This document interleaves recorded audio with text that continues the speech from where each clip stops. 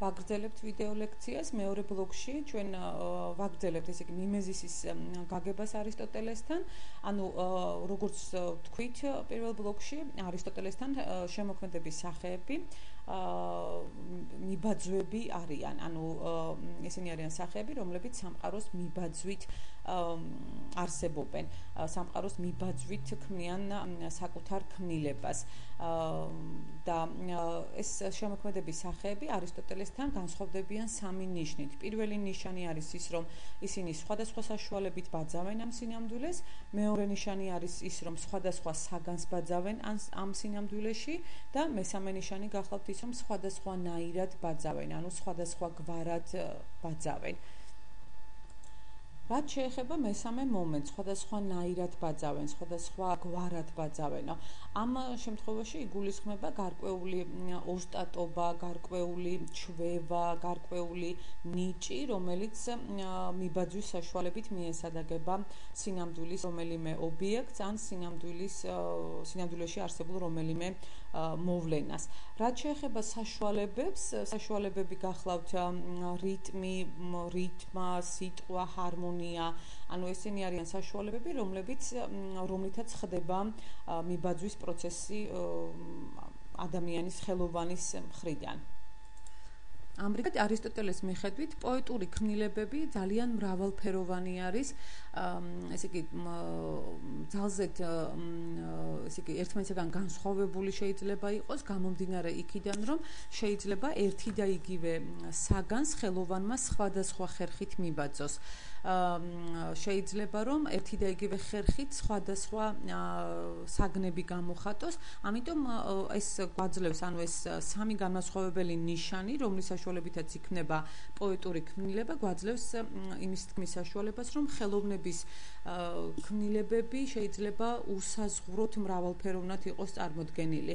ანუ ამ ესე იგი სამი გარკვეული ნიშნის დაწესებით არისტოტელე ამბობს, რომ პოეტური ქმნილებები იმდენად მრავალრიცხოვანი და მრავალფეროვანი შეიძლება იყოს, რომ ის სრულიად მისი შედარება სინამდვილესთან ვერანაირად ვერ მოხდება. ანუ ის ისეთივე მრავალფეროვანი და განსხვავებული იქნება, როგორც არის სინამდვილე თავისთავად. და სინამდვილე თავისთავად, რა თქმა უნდა, არისტოტელესთვის ეს არის ამოუწურავი სფერო, რომელიც ყოველ წამიერად საჭიროებს, ასე ვთქვათ,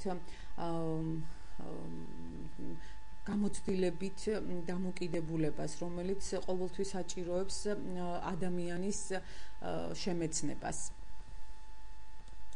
ახლა კი განვიხილოთ საკითხი იმის შესახებ, თუ რას ბაძავს ხელოვანი, ანუ პირველ რიგში რას გამოხატავს ის თავის პოეტურ ქმნილებაში. არისტოტელე ლაპარაკობს, რომ ხელოვანი ასახავსო მოქმედ პირებს, ანუ ხელოვანი ასახავს უპირველეს ყოვლისა ადამიანებს, იმიტომ რომ აქ უკვე ნელ-ნელა იწყებს ის ჯერ არ ახსენებს ტრაგედიას, მაგრამ ნელ-ნელა იწყებს ტრაგედიაზე, ასე ვთქვათ, შესავლის გაკეთებას და ამიტომ ამბობს, რომ ხელოვანი დაკავებული არის პოეტურ ქმნილებაში გამოხატოს ადამიანები, მოქმედი პირები, რომლებიც აუცილებლობით ან კარგები არიან, ან ცუდები. ანუ არისტოტელე უკვე ადამიანის ხასიათის მიხედვით განასხვავებს ხელოვნების დარგებს ერთმანეთისაგან. ესე იგი, ის ცალსახად უშვებს, რომ ადამიანი ან კარგი არის, ან ცუდი და იმის მიხედვით ხელოვანი როგორ წარმოადგენს მათ, ამის მიხედვით გვაქვს ხელოვნების დარგები. ესე იგი, არისტოტელეს მიხედვით ხელოვანი ადამიანი ადამიანებს წარმოადგენს ან უკეთესებად, ან უარესებად და ან კიდევ ისეთებსო, როგორებიც ჩვენ ვართ. თითქოს ერთი შეხედვით გასაგები არის, რომ ხელოვანმა ადამიანები უნდა გამოხატოს უკეთესებად, ვიდრე ისინი არიან, ან უარესებად, ვიდრე ისინი არიან. მაგრამ რას ნიშნავს არისტოტელეს მხრიდან ხელოვანის მიერ გამოხატული ადამიანები ისე, როგორებიც ისინი არიან, ანუ როგორებიც ჩვენ ვართ. არისტოტელე აქ ამბობს, რომ არის ხელოვნების დარგები და მაგალითად მხატვრობა, რომელიც ადამიანებს გამოხატავს ისე, როგორებიც ისინი არიან. ანუ არსებობს გარკვეული დარგები, რომელშიც არ ჩანს ადამიანის ხასიათი ისევე მკვეთრად, როგორც ეს გვაქვს მაგალითად ტრაგედიისა და კომედიის შემთხვევაში. ესე ნელ-ნელა იწყებს ის, ასე ვთქვათ, შესვლას, რომ განიხილოს ტრაგედიის ფენომენი. და ამბობს, რომ ხელოვანი, ესე იგი, იმის მიხედვით, როგორ ადამიანებს გამოსახავს, ანუ უпростоრად როგორ გამოსახავს ადამიანებს, უკეთესებად გამოსახავს ის თუ უარესებად, სწორედ ამის მიხედვით ყოფს ხელოვნების, ამის მიხედვით განასხვავებს ხელოვნების ორ დარგს, ტრაგედიასა და კომედიას. და ამბობს, რომ ტრაგედია ეს არის ხელოვნების დარგი, რომელშიც ადამიანები გამოსახულნი არიან უკეთესებად, ვიდრე ისინი არიან სინამდვილეში. ხოლო კომედია ეს არის ხელოვნების დარგი, რომელიც ადამიანებს გამოხატავს უარესებად, ვიდრე ისინი არიან რეალობაში, რეალურად.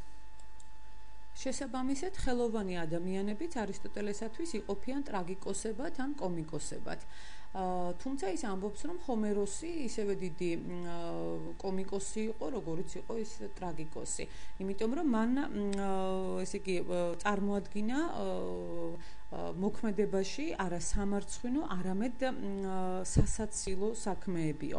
ანუ არისტოტელესთვის, რა თქმა უნდა, ესე იგი ცალ-ცალკე იყოფიან შემოქმედები, ხელოვანები, როგორც ტრაგიკოსები და კომიკოსები, მაგრამ ჰომეროსი, როგორც უდიდესი პოეტი, მას დიდ ტრაგიკოსადაც მიაჩნია და დიდ კომიკოსადაც მიაჩნია. ანუ კომედიის ერთ-ერთი, ასე ვთქვათ, ხერხს წარმოადგენს იამბიკური ლექსები, რომლებიც დასცინოდნენ, რომლებშიც გამოხატული იყო დაცინვა.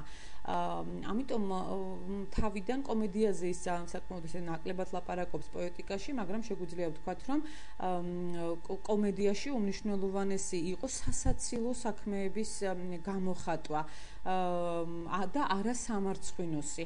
აქ დაცინვა მას რაღაცა ცინიკური სიცილის გაგებით არ აქვს ნახსენები, უბრალოდ აქ თავად საქმეს დაცინის პოეტი, შემოქმედი. თუმცა არისტოტელე ამბობს ერთ მნიშვნელოვან რაღაცას, რომ ტრაგედიის ასე ვთქვათ, ტრაგიკოსობად არსებობა უფრო მნიშვნელოვანი არის პოეტისათვის, ვიდრე კომიკოსად არსებობა. იმიტომ რომ ესე იგი ზოგადადო ტრაგედიის პოეტს უფრო დიდ პატივში ამყოფებენო, ვიდრე ჩვეულებრივ პოეტს, ანუ ვიდრე კომიკოსებს. ანუ ყველაზე დიდ მნიშვნელობას რატომღაც არისტოტელე ტრაგიკოსებს ანიჭებს და ზოგადად ტრაგედიას, როგორც ხელოვნების დარგს ანიჭებს. და ვიდრე ვნახავდეთ იმას, თუ რატომ არის ტრაგედია, როგორც ხელოვნების ქმნილება, უფრო უპირატესი ვიდრე კომედია, უნდა განვიხილოთ ერთი ასპექტი, რომელიც პოეტიკაში ტრაგედიის განმარტებად შეიძლება მივიჩნიოთ. ეს არის ის, რომ ესე იგი კომედია არის ასახვა მდარე ადამიანებისა, მაგრამ არა მთელი მათი სიავის მიხედვით, ანუ ყველა სიავეს და ყველა უბედურებას არ გამოხატავს კომედია, არამედ მხოლოდ იმ მხარეების მიხედვით, რომლებიც არის სასაცილო. ანუ კომედია ეს არის დარგი ხელოვნებისა, რომელიც ადამიანების მოქმედებას გამოხატავს იმდენად, რამდენადაც ეს მოქმედებები არის სულელური, ეს მოქმედებები არის ასე ვთქვათ სასაცილო, სამარცხვინო, ანუ შეუფერებელი, უფრო კარგი სიტყვა არის შეუფერებელი, მაგრამ არავითარ შემთხვევაში ზიანის მომტანი. ანუ ეს კომედიური ჟანრი მასთან ვლინდება როგორც მდარე ადამიანების გამოხატვა, თუმცა ეს არ უნდა იყოს არავისთვის, თუნდაც ამ მდარე ადამიანებისთვის, ასე ვთქვათ, სიავის მომტანი, ცუდის მომტანი. და ამის მაგალითად ის ასახელებს კომიკურ ნიღაბს, ანუ კომიკური ნიღაბი ეს არის რაღაცა დამანჭული დაღრანჯული ფორმა რომელიც ასე ვთქვათ რომელშიც არც ერთი ნაკვთი ადამიანის არ გავს რეალურად ადამიანს, მაგრამ რეალურად ადამიანის ნაკვთს, მაგრამ ის მაინც არ იწევს ტანჯვას ადამიანში.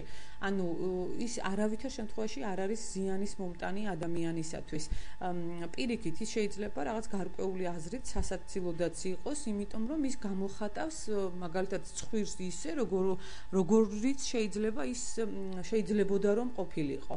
ანუ ის არ არის ისეთი დამანჭული რეალურად, მაგრამ შეგვიძლია როგორც ხელოვნების ქმნილება უკვე სხვაგვარად იქნას გამოხატული. ესე იგი უკვე